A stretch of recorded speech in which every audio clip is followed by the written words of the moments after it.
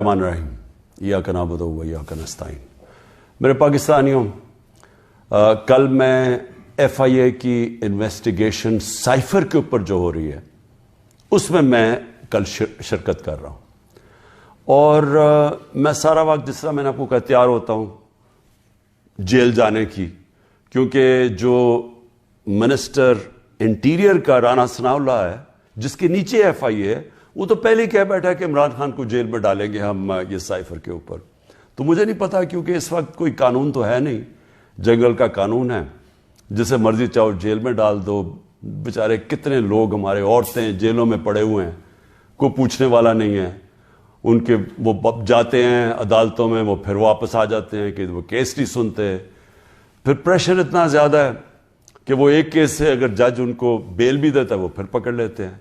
लेकिन औरतों को, यानी उनके बच्चे हैं, उनको जेलों में रखा हुआ है और यानी पुरअमन एहतजाज करने पे जेलों में रखा हुआ है। तो इसलिए कानून तो है ही नहीं, तो कभी भी कुछ हो सकता है। इसलिए मैं पहले आपको आगाह कर दूं, क्योंकि मीडिया सारा कंट्रोल्ड है। आपको पता है पूरी तरह इन्होंने सारी टीवी चैनल्स को PTV बना दिया और PTV में बिल्कुल वो जो ये प्रोपेगेंडा चाहते हैं वो आता है। और मैं फिर आज याद कराना चाहता हूं कि कौम उन सारे सहाफियों की तरफ देख रही है, मीडिया हाउसेस की तरफ देख रही है, जिन्होंने हमारे दौर में तो पूरी जिहाद की थी आज़ादी सहाफत, और इतनी सी बात होती थी, गालियां भी हमें पड़ रही होती थी और हमें कह रहे थे कि हम मीडिया के ऊपर कोई बड़ी सख्ती कर रहे हैं। तो ज़रा मुआवजा करें, थोड़े देर कौम तो कर ही रही है कि आपकी ये वक्त तो गुजर जाएगा, लेकिन कौम ये याद रखेगी कि कौन से लोग खड़े हुए थे। वो इमरान रियाज को याद रखेगी ये सारी कौम कि वो कम से कम अपने मौक़िफ़ पे खड़ा रहा। इस मुल्क के अंदर जो सहाफ़ी होते हैं, जो एक जहाद करते हैं हक और सच के लिए, जिस तरह अरशद शरीफ थे, कौम इनको हमेशा याद रखेगी। अरशद शरीफ शहीद को, वो जो 4 जर्नलिस्ट मुल्क से बाहर चले गए लेकिन उन्होंने कॉम्प्रोमाइज़ नहीं किया। उन्होंने किसी प्रेशर में आके राय हक से नहीं उतरे। वो जिनको यहाँ मारें पड़वाई गई, जलील किया गया, और वो जो जिनके बड़े नाम हैं और पुराने सहाफत में नाम है, हम तो कौम उनको भी देख रही है और उनको सलाम कर रही है, और उनको भी देख रही है जिनके ज़मीर मर चुके हैं। तो मैं FIA का ज़रा आपको समझा दूं कि ये केस है क्या। ना तो अभी तक मुझे कोई क्वेश्चनर मिला है कि ये मेरे से क्या पूछना चाहते हैं, तो मेरी कोई तैयारी नहीं है। लिखा ये हुआ कि जी अपने साथ डॉक्यूमेंट्स लेके आएँ। मुझे यही नहीं पता कि आपने पूछना क्या, तो डॉक्यूमेंट्स में क्या लेके आऊँ। और फिर से मैं ये कह दूं कि आपके इंटीरियर मिनिस्टर तो फैसला कर बैठा है, वो तो जज, जूरी, एक्सिक्यूशन है कि जेल में डाल रहे उसको। तो आपके लिए इशू है क्या। साइफर, फिर से मैं आपको याद करा दूं, साइफर होता क्या है। एक खुफिया जो कम्युनिकेशन होती है, खुफिया जो पैगाम भेजा जाता है, पाकिस्तान के एम्बेसडर्स जो फॉरेन ऑफिस को पैगाम भेजते हैं, वो एक खुफिया कोड के मुताबिक भेजते हैं, उसको साइफर कहते हैं। तो वो जो साइफर होता है, ये बड़ा ज़रूरी है आपने समझना, वो वाकई उसको सीक्रेट रखना, उसको खुफिया रखना बहुत ज़रूरी है। क्योंकि एक दफ़ा वो कोड दुनिया को पता चल जाए तो सारे जितने भी आपके एम्बेसडर्स खुफिया मैसेजेस भेज रहे होते हैं फॉरेन ऑफिस बाहर की दुनिया से, वो सारे पब्लिक हो जाएंगे, जिस तरह विकी लीक्स के अंदर पब्लिक हो गए थे। याद रखें, विकी लीक्स में अमेरिकन एम्बेसडर्स जो डॉक्यूमेंट्स भेजते थे, जो कम्युनिकेशन भेजते थे अपने स्टेट डिपार्टमेंट को, वो सारे पब्लिक हो गए थे। और उसमें कई इंकशाफ हुए, जिसमें देखने वाला जो पाकिस्तान के अंदर हमारे सियासतदान वो क्या बातें कर रहे थे एम्बेसडर से, वो भी देखने वाले हैं कि कितने दोगले थे। और उन्होंने, मैं ये अल्लाह का शुक्र है, मैं ये कहता हूं, उन्होंने कहा कि एक आदमी है जो हमारे से बात करता है, वो पब्लिक से करता है। बाकी उन्होंने कहा बाकी जितने पॉलिटिशियन हैं वो हमें कुछ कहते हैं, पब्लिक में जाके कुछ कहते हैं। बहरहाल, तो वो साइफर को सीक्रेट रखना बड़ा अहम है। तो क्या इमरान खान ने वो जो साइफर जो कोड थी उसको पब्लिक किया? اب یہ آپ سمجھ جائیں کہ جو سائفر آتا ہے فورن آفس کے اندر وہ کبھی کسی کے پاس نہیں جاتا, وہ صرف فورن آفس میں رہتا ہے, وہ چوری نہیں ہو سکتا, وہ فورن آفس میں پڑا ہوتا ہے. جو ہمارے پاس آتا ہے اور جس میں prime minister, president, army chief, ISI کا چیف, اور پھر ایک جاتا ہے اس کا جو جاتا ہے کیبنٹ سیکرٹری کے پاس, یہ یاد رکھیں کہ یہ وہ سائفر نہیں جاتا.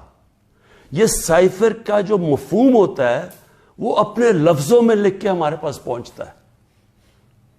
تو سائفر فورن آفس میں رہتا ہے, وہ کبھی وہ نہ چوری ہوا ہے, نہ وہ اور کوئی دیکھ سکتا ہے, نہ پرائم منسٹر, ہم کوئی نہیں دیکھ سکتے, کیونکہ یہ سائبر سیکیورٹی کا قانون ہے جو کہ کیبنٹ ڈویژن بتاتی ہے ان کو, فورن آفس کو. تو پہلے تو یہ سائٹ پہ کر دیں کہ سائفر کا جو کوڈ تھا وہ کبھی بھی پبلک نہیں ہوا, کسی نے نہیں وہ دیکھا, بشمول پرائم منسٹر کے, ہم نے کسی نے نہیں وہ دیکھا. ہمارے پاس وہ آیا کہ وہ سائفر کے اندر ایمبیسڈر اسد مجید اور ڈونلڈ لون نے کیا بات چیت کی, وہ ہمارے پاس آیا. اب سب کے لیے وہ میں نے بڑے احتیاط سے اس کو جب میرے سامنے آیا تو بڑے ہم نے احتیاط کی. کیا کیا ہم نے؟ سب سے پہلے اس کو فیصلہ کیا آپس میں کہ ہم یہ پبلک نہیں, ابھی اس کے اوپر بات نہیں کریں گے, کیونکہ OIC کی کانفرنس تھی پاکستان میں 22 اور 23 مارچ کو, تو سائفر آ چکا تھا 6 مارچ کا. ہم نے اس کانفرنس کی وجہ سے ہم چپ کر کے بیٹھے رہے کیونکہ باہر سے منسٹر آ رہے ہیں اور شور میں جاتا ہے اس کا, تو ہم نے کہا ملک کو نقصان پہنچے گا. حالانکہ جو سائفر کے اندر چیزیں ہیں وہ میں آپ کو بتاؤں, اس سے بڑا نقصان ملک کو کیا پہنچنا تھا کہ پوری سازش ہوئی گورنمنٹ گرانے کی, رجیم چینج کی. 27 تاریخ کو میں نے جلسے میں جو ایک کاپی لہرائی وہ سائفر نہیں تھا, جو سائفر کے اندر پیغام تھا, تو وہ میں نے بتایا. اور میں نے تب بھی محتاط رہا, میں نے یہ نہیں بتایا کہ میں نے کہا یہ بڑا سینسٹیو ہے, میں نے لکھ کے بتایا کہ میں صرف کوئی غلط بات نہ کہہ دوں, کیونکہ انٹرنیشنل ریلیشنز ہے, ہماری دوسرے ملکوں کے ساتھ تعلقات ہیں, وہ نہ خراب ہو جائے. اس کے بعد میں نے کیبنٹ میں رکھا, کیبنٹ کے سارے ممبرز کو بتایا گیا کہ یہ سائفر آیا ہے, اور یہ سمجھ لیں کہ یہ کتنی بڑی اس ملک سے, میں سمجھتا ہوں کہ یہ کتنی بڑی ملک کی توہین ہوئی کہ ایک باہر کا ایک آفیشل وہ پاکستان کے ایمبیسڈر کو کہہ رہا ہے کہ اپنے پرائم منسٹر کو اگر تم نے نہ ہٹایا, ووٹ آف نو کانفیڈنس, جو پھر سے میں یاد کرا دوں کہ ابھی آئی نہیں تھی, تو پاکستان کے لیے مشکلات ہوں گی, اور اگر اس کو ہٹا دیا تو سب کچھ معاف ہو جائے گا. یہ تھا سائفر میں. اور جو ایمبیسڈر تھے, پھر سے میں آپ کو بتا دوں, اسد مجید, انہوں نے لکھا اس میں کہ میرے خیال میں تمہیں اس کے امریکہ کے خلاف ان کو پروٹیسٹ کرنا چاہیے, ڈیمارش کرنا چاہیے کہ یہ کبھی اس طرح کی زبان استعمال نہیں ہوتی, ایسی دھمکی نہیں دی جاتی. میں پہلے کیبنٹ میں رکھتا ہوں, پھر 28 مارچ کو نیشنل سیکیورٹی کاؤنسل میں رکھتا ہوں, اور وہ نیشنل سیکیورٹی کاؤنسل میں سارے سروس چیف ہوتے ہیں. جنرل باجوہ تھے وہاں, ایئر چیف تھے ادھر, نیوی کے چیف تھے, جوائنٹ چیف آف سٹاف تھے, ہمارے ساری کیبنٹ کے سینئر ممبرز تھے, فورن آفس کے سیکرٹری بیٹھے ہوئے تھے. اور اس میں کیا فیصلہ ہوتا ہے کہ ہمیں جس طرح ایمبیسڈر اسد مجید نے ریکمینڈ کیا, ہمیں ڈیمارش کرنا چاہیے, ہمیں امریکہ کو پروٹیسٹ کرنا چاہیے کہ یہ آپ نے ہمارے اندرونی معاملات میں مداخلت کی. تو جب وہ اس میں آ گیا نیشنل سیکیورٹی کاؤنسل میں اور ڈیمارش کر دی, تو جو اس کی جو سائفر کے اندر چیزیں لکھی ہوئی تو وہ تو پبلک ہو گئی, کیونکہ جب آپ نے پبلک ایک سٹیٹمنٹ دے دی کہ کہہ دیا کہ ہم نے اس کی کیا, تو وہ تو سیکرٹ تو نہ رہا وہ, کیونکہ ڈیمارش نے اپنے کس پہ, تو یہ چیزیں سامنے آ گئی نیشنل سیکیورٹی کاؤنسل میں اور کیبنٹ میں بھی ڈسکس ہو گئی. اس کے بعد پارلیمنٹ کے اندر ہم نے ان کیمرہ سارے اپوزیشن لیڈرز کو بلایا کہ آپ کو پتا ہونا چاہیے کہ کس طرح کی پاکستان میں توہین ہوئی. سارے اپوزیشن لیڈرز نے منع کر دیا جانے کا, کیونکہ یہ سارے حصہ تھے اس سازش کے. میں کوشش کر رہا ہوں کہ سارے ملک کو بتاؤ کہ قوم کی کتنی توہین ہوئی ہے, یہ منع کر دیتے ہیں. پھر پارلیمنٹ سے جو اسپیکر ہوتے ہیں وہ چیف جسٹس آف پاکستان کو بھیجتے ہیں, اور میں بھی انہیں کہتا ہوں کہ اس کے اوپر انکوائری کریں کہ یہ جو مداخلت ہوئی ہے اس کے اندر پتہ تو چلے کہ یہ ہوا کیا, کتنی بڑی سازش ہوئی ہے کہ سٹی گورنمنٹ کے اوپر, الیکٹڈ پرائم منسٹر کے اوپر دھمکی ملتی ہے, اور پھر اس کے گورنمنٹ گرانے کی پوری تیاریاں شروع ہو جاتی ہیں, لوگ بھاگنا شروع ہو جاتے ہیں, الائز چلے جاتے ہیں. اور یہ پیغام کس کو تھا؟ مجھے تو پتا تھا پیغام کس کو ہے, جنرل باجوہ کے لیے پیغام دیا گیا تھا, کیونکہ اسی کے پاس پاور تھی نا گورنمنٹ گرانے کی, باقی تو کوئی پرائم منسٹر کو نہیں ہٹا سکتا تھا. تو اس کے بعد جب یہ, اور پھر کیبنٹ کے اندر ہم نے اس کو ڈی کلاسیفائی بھی کر دیا. تو مجھے ابھی تک یہ نہیں سمجھ آ رہی کہ ایف آئی اے چاہتی کیا ہے, کہ جب سائفر تو سیف, جس طرح ثناء اللہ نے کہا وہ فورن آفس میں پڑا ہے, وہ تو اس کے اوپر تو اس کا تو کسی کو پتہ ہی نہیں ہے جو سائفر کی کوڈ ہے. ہمارے پاس جو جس کو پیرافریز کہتے ہیں انگریزی میں لفظ, ہمارے پاس جو آتا ہے وہ تو اس کا مفہوم آیا تھا, اور وہ جا کے نیشنل سیکورٹی کاؤنسل اور کیبنٹ میں جب رکھا اور بعد میں ڈی کلاسیفائی بھی کر دیا, تو وہ تو پھر ایک سیکرٹ ڈاکیومنٹ نہیں رہا. اب اصل چیز پہ آ جائیں کہ کیا کسی ملک میں کوئی بتا سکتا ہے, ہمارا تو 25 کروڑ کی آبادی ہے, کسی 50 لاکھ کی آبادی, چھوٹے چھوٹے نیوزی لینڈ جیسے شہر, چھوٹے سے یعنی ملک, اور کتنے ہیں ایسے, ہالینڈ ہیں, چھوٹے چھوٹے شہر ہیں, چھوٹی چھوٹی آبادی ہے. کوئی تصور کر سکتا ہے کہ کسی ملک سے, امریکہ کا کوئی بھی جس طرح آفیشل, وہ جا کے اس کے ایمبیسڈر کو کہے کہ اپنے پرائم منسٹر کو گرا دو, نہیں تو ہم تمہیں یہ کر دیں گے. جب امریکہ نے رجیم چینج کیا پہلے, تو جو خود ہی ان کے سی آئی اے کے اور MI6 کے جو پیپرز ڈی کلاسیفائی ہوئے ہیں, ان میں کیا چیز نکلی؟ مصدق کی گورنمنٹ گرائی گئی, رجیم چینج کیا گیا 1950 کی دہائی میں.